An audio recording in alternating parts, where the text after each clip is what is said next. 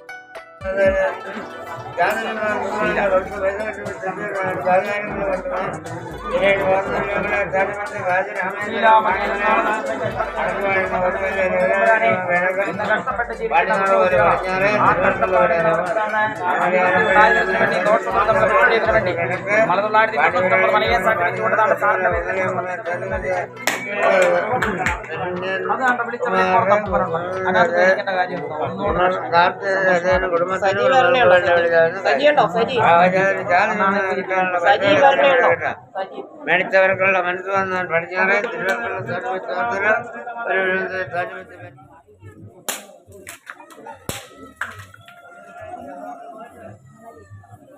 ആചാരങ്ങൾ കൊണ്ടും അനുഷ്ഠാനങ്ങൾ കൊണ്ടും പഴമ കൊണ്ടും വിശ്വാസങ്ങൾ കൊണ്ടും ലോക ശ്രദ്ധ ആകർഷിച്ചുകൊണ്ടിരിക്കുകയാണ് കാനനടുവിലെ ഈ ക്ഷേത്രം.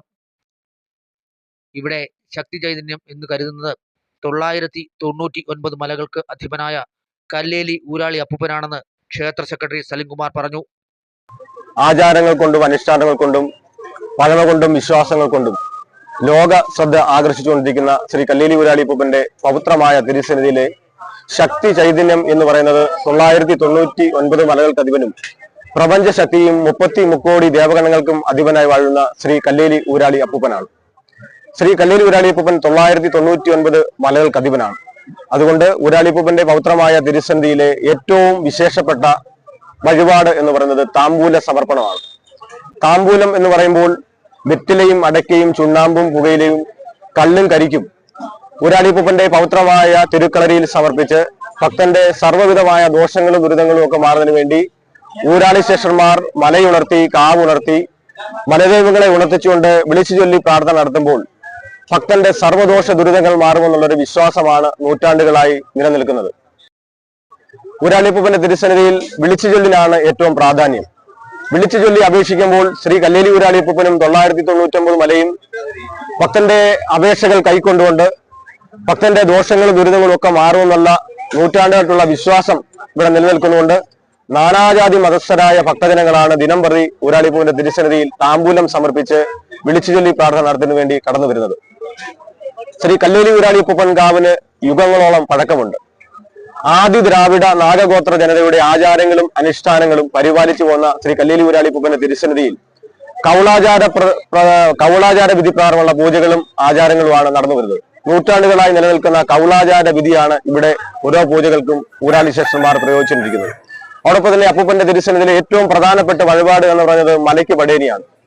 ഊരാളിപ്പൂപ്പന്റെ പൗത്രമായ തിരുക്കളരിയിൽ വിത്തും കരിക്കും പൂജാദ്രവ്യങ്ങളും സുഗന്ധദ്രവ്യങ്ങളും ഒക്കെ സമർപ്പിച്ചുകൊണ്ട് ഊരാളി ശേഷന്മാർ 999 മലദൈവങ്ങളെ വിളിച്ചുകൊണ്ട് മലയ്ക്ക് പടേനി സമർപ്പിക്കുന്നു.